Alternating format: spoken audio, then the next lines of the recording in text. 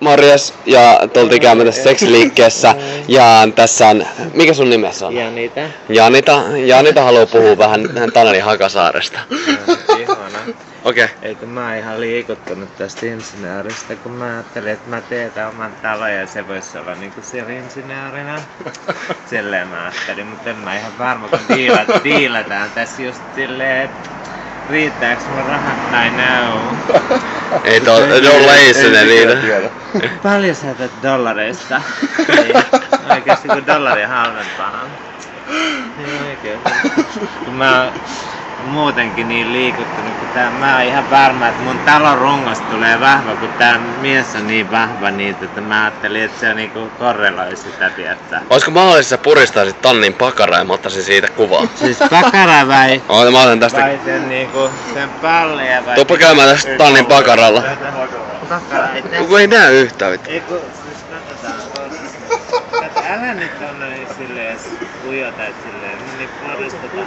Tää mun kamera on jotenkin paskana, mutta tosta koristaa kouriin sen pakaran. Hei, täällä on kuvaus sit menossa, et voitteko te väistää, kiitos. Tää on rikki tää mun kamera, tästä ei näe yhtään, tää on pelkkää musta. Mut hei, me voidaan tehdä uusiksi tää, jos haluat. Mä voisin pukeutua oikeesti tytöksi, kun mä pukeudun transina välillä. Haluatko kertoa vähän itsestäsi jotain? En mä nyt haluu. Mut haluat sä mun numban, niin sit mun pitää nimittäin mennä, kun mun bussi menee.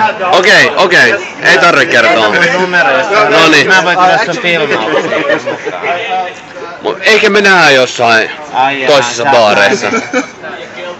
Ihanaa. No, mut hei, hyvät illanjatkot. Siis jumalauta, että insinöörikin on halunnut. Noniin, Hei, mä oon saanut isoa kylpät, ei se oo siitä kiinni, mutta jos 20 senttistä tietää tästä niinku niin vain aina welcome.